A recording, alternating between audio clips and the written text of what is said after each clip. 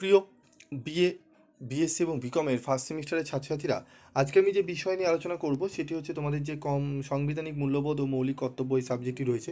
Already আমি তোমাদের last মিনিটের সাজেশন দিয়ে দিয়েছি, তোমাদের মাত্র বাছাই করা 4টে প্রশ্ন বলে দিয়েছি, 3টে অ্যাকচুয়ালি প্রশ্ন বলেছি।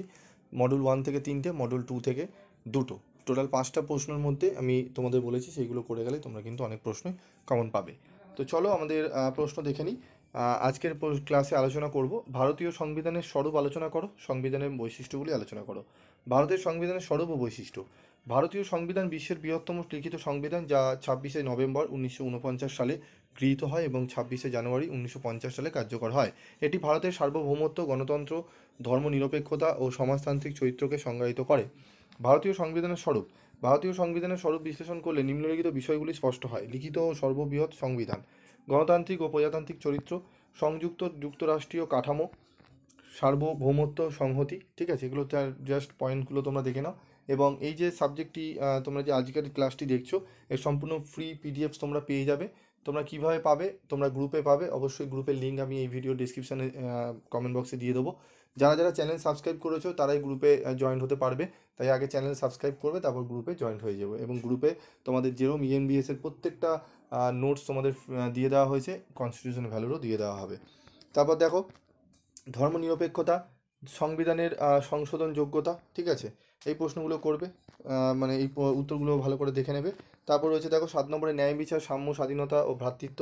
এবার ভারতীয় সংবিধানের বৈশিষ্ট্য কী? সংবিধানের দীর্ঘতা ও বিস্তারিততা, পার্লামেন্টারি শাসন ব্যবস্থা, মৌলিক অধিকার, রাষ্ট্র পরিচালনার নীতি, সংরক্ষণের ব্যবস্থা। ঠিক আছে, স্বাধীন ও নিরপেক্ষ বিচার ব্যবস্থা। তারপরে সংবিধানের নমনীয়তা ও কঠোরতা। একদম টু দি পয়েন্ট অ্যান্সার করে দিয়েছি, যাতে তোমাদের পড়তে এবং লিখতে দুটোই সুবিধা হয়। কারণ বেশি বড় বড় উত্তর তোমাদের পক্ষে পড়া সম্ভব হবে না, এবং বেশি বড় লিখলেই যে নাম্বার বেশি পাবে তার কিন্তু কোনো যুক্তি নেই। ঠিক আছে, তো চলো এরপর আমরা আরেকটু দেখে নিই যে এখানে রয়েছে একক নাগরিকত্ব, ভাষাগত বৈচিত্র্য, সংবিধানের ভাষা, পঞ্চায়েতি রাজ ও স্থানীয় সরকার। ঠিক আছে, এবং উপসংহার।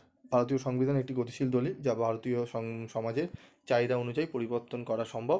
এটি গণতন্ত্র, ধর্মনিরপেক্ষতা, সাম্য ও ন্যায় বিচারের উপর ভিত্তি করে গঠিত হয়েছে, যা একদিকে জনগণের অধিকার রক্ষা করে এবং অন্যদিকে দেশের সার্বভৌমত্ব ও সংহতিকে নিশ্চিত করে। তো একদম 15 নম্বরের একটি গুরুত্বপূর্ণ প্রশ্নের উত্তর নিয়ে আলোচনা করলাম। পরবর্তী ক্লাসে আরও 15-10 নম্বরের প্রশ্ন এবং উত্তর নিয়ে আলোচনা করব।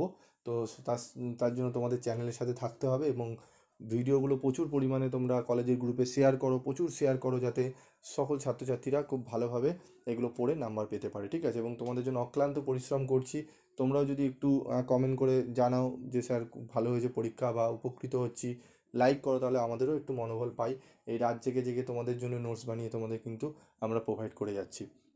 তো একটু চ্যানেলটি সাবস্ক্রাইব করে পাশে থাকা বেল আইকনে ক্লিক করে রেখে দিও। ঠিক আছে, তো আজকের মতো ভিডিওটি শেষ করছি। দেখা হচ্ছে পরবর্তী ভিডিওতে। সকলে ভালো থাকবে, সুস্থ থাকবে।